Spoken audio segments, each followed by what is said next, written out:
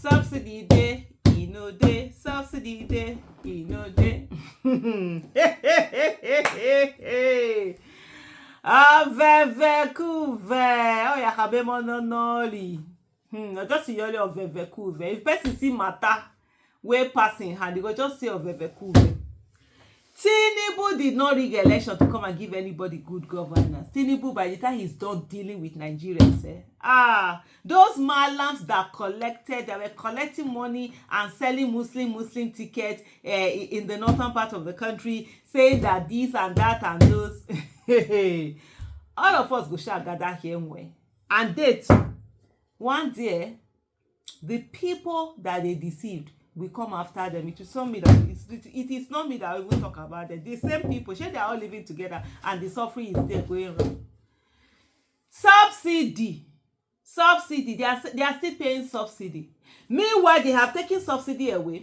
Prices have increased. Imagine people having to queue and buy fuel at 915 naira. They've removed the subsidy. The money that has come from it, that's what they are using to buy all sorts of things. Tinubu has bought jets. He bought there's this car, what did they call it, something Escalade, that big car. He bought this car almost 1 billion naira. Meanwhile, he's telling you to die in hunger and still keep holding. He's telling you that 1 year is too small for you.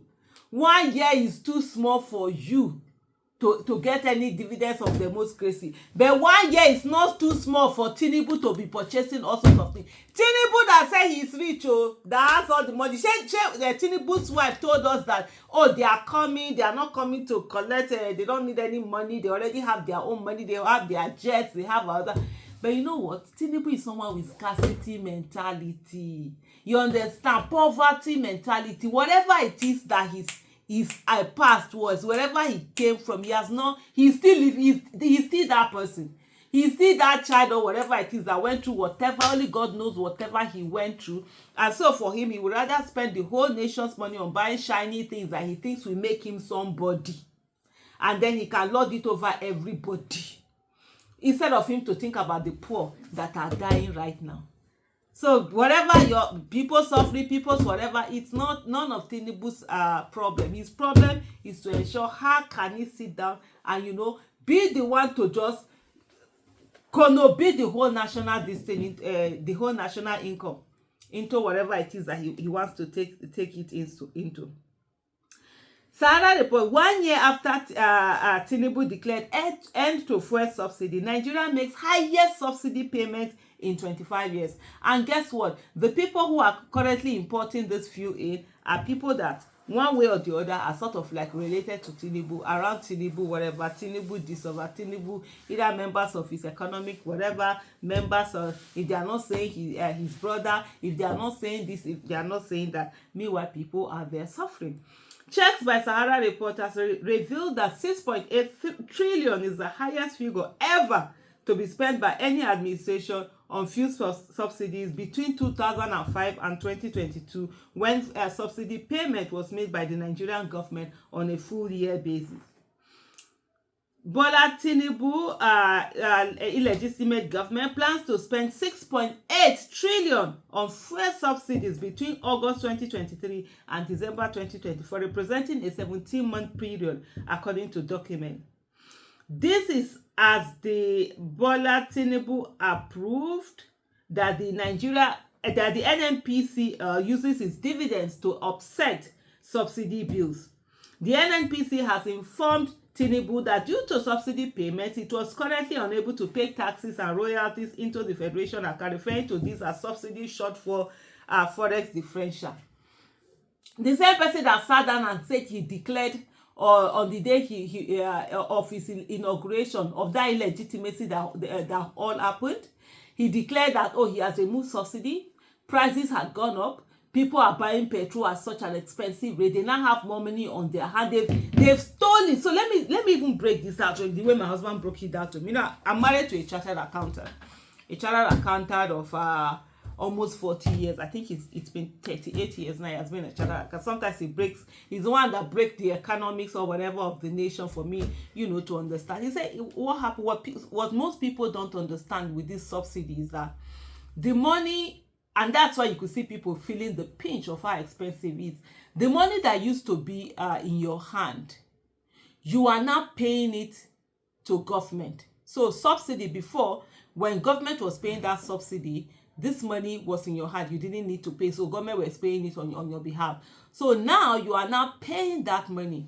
So government now has excess money on its hand, which ordinarily you would expect that it's going to be using to, you know, solve the problem of the people. Because if the problem of the people is being solved, people really don't need as much money on their hands. If, for example, food is very cheap, right? You have a food that is affordable, that is very cheap. You're able to have housing that is very cheap. Transportation is cheap. It's not that expensive.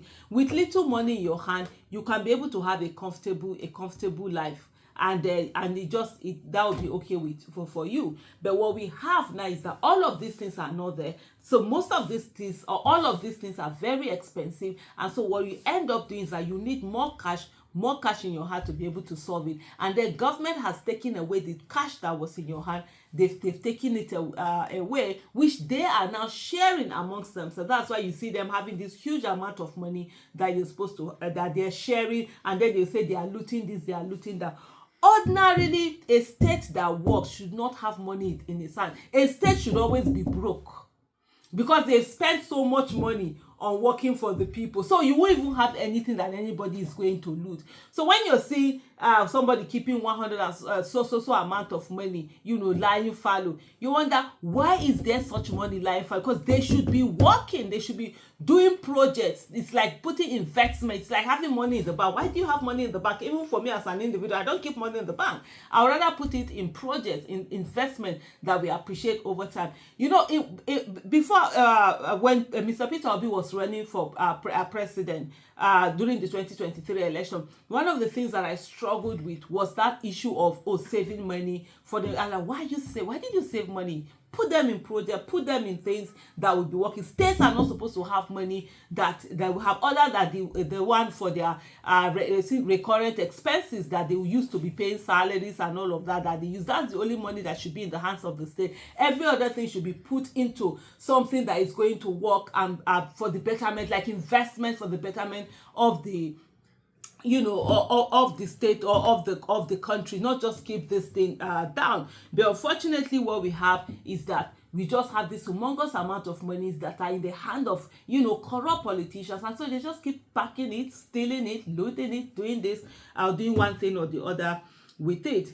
And so, according to Sahara Reporter, this development comes over 1 year after the statement fuel subsidy is gone that Tinubu made, you know, just senselessly, if I may use that word, just coming out and just putting things out there. But hey, let me tell you, why they've taken away money from your hand, you're not buying petrol more at an expensive rate. Guess what?